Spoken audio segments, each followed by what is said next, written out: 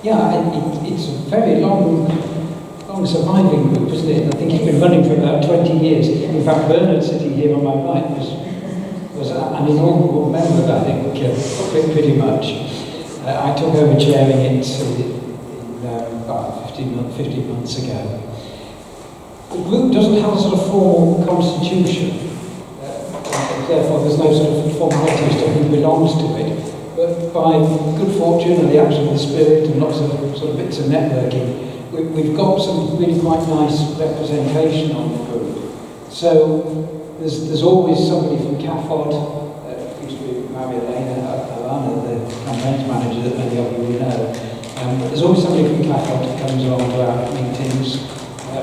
We've got somebody from Operation Noah, somebody from the Laudato Si movement. I represent, amongst other things, the Northern Diocese Environment Group, which is Anna's asked me to mention in a moment. And we have somebody from Green Christian.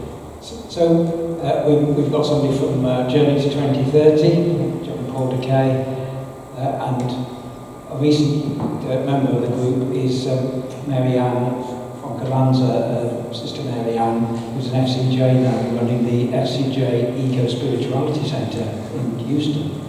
So it's a kind of fantastic group really for bringing together people from lots of different organisations that are working towards, in a sense, making the Laudato Si a reality on the ground.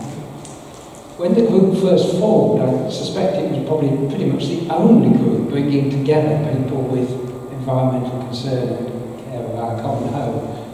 Whereas nowadays there are lots of such groups. Some of the ones that I've just mentioned to you, who have representatives on our working party. But there are many, many others. As you probably know, every diocese has an environmental lead now, so there's an environmental leads network. The Northern Diocese and the Southern Diocese environment groups that I'll mention in a moment. Many, many more. So we've been kind of thinking in these last few months what our function is as an NJPN networking environment group. And we've come up with kind of 4 main areas of work that we think should occupy us for the next 2 or 3 years. We want to try and develop roundtable networking, particularly trying to draw in groups that you might not immediately think would have an environmental concern. There are so many Christian organisations whose primary purpose is something other than environmental care, but where it is an element of what they do, and they often have no support in that particular aspect of their work.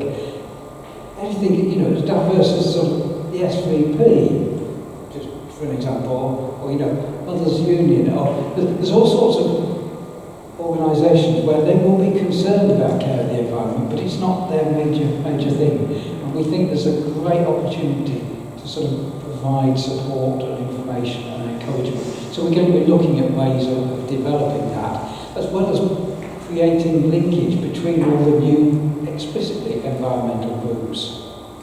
Another area we've become very aware of, you'll know that there's a bit of a resurgence of young people coming into the Catholic faith.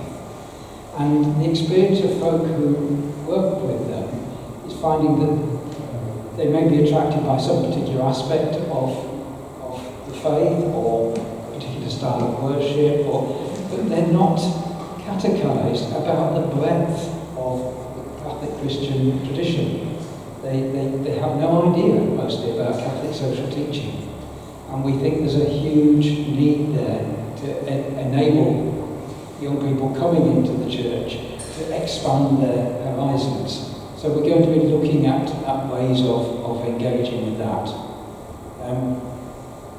We've always had a goal of being counterfactual to ideologies and untruths.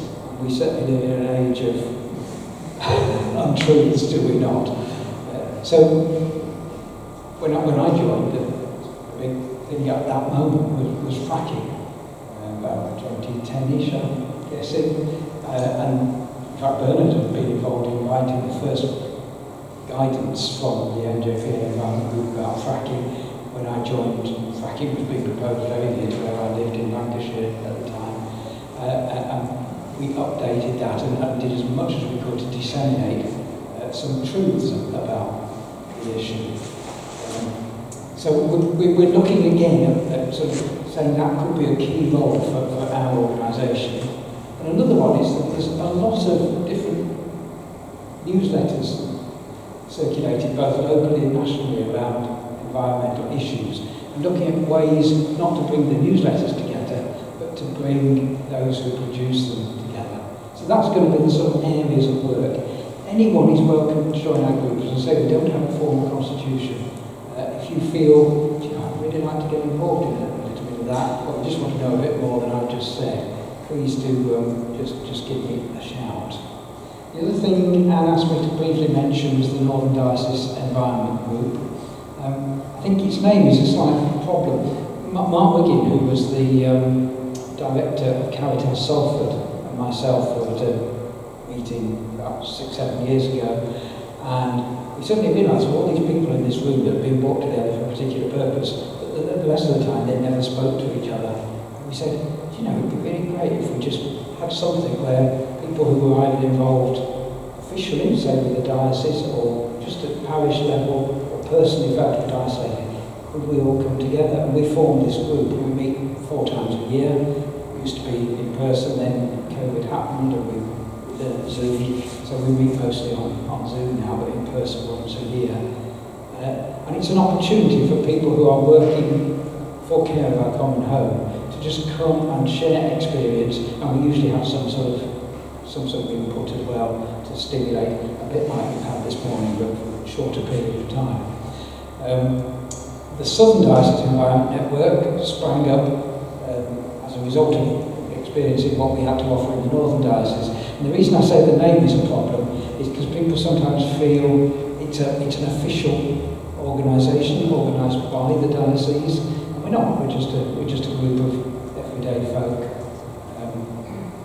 just wanting to come together. So there's not. Every so often we get sort of saying, well, why isn't there a Midlands environment group? And I don't know why the Midlands hasn't got one. Hasn't got one together, but as I say, it's not a diocesan thing. We simply called it Northern Diocese to identify the sort of rough geography, because there is some advantage in talking to people who share similar kind of issues or can access similar resources and so on. But the Northern Diocese Environment Group meetings are open to anybody. And just to tell you of a couple that are coming up that you might be interested in. On the 19th of June, we're organising a visit to the Laudato Si Centre at Wardley Hall in Salford. It's the Salford Diocese, Bishop John Arnold's diocese. Wardley Hall is where he lives. And in the realms, they've developed this amazing centre to support individuals and parishes to develop their vision, if you like, of Laudato Si. And we're doing a visit there, which is open to anybody. I can give you details of how to find out about that.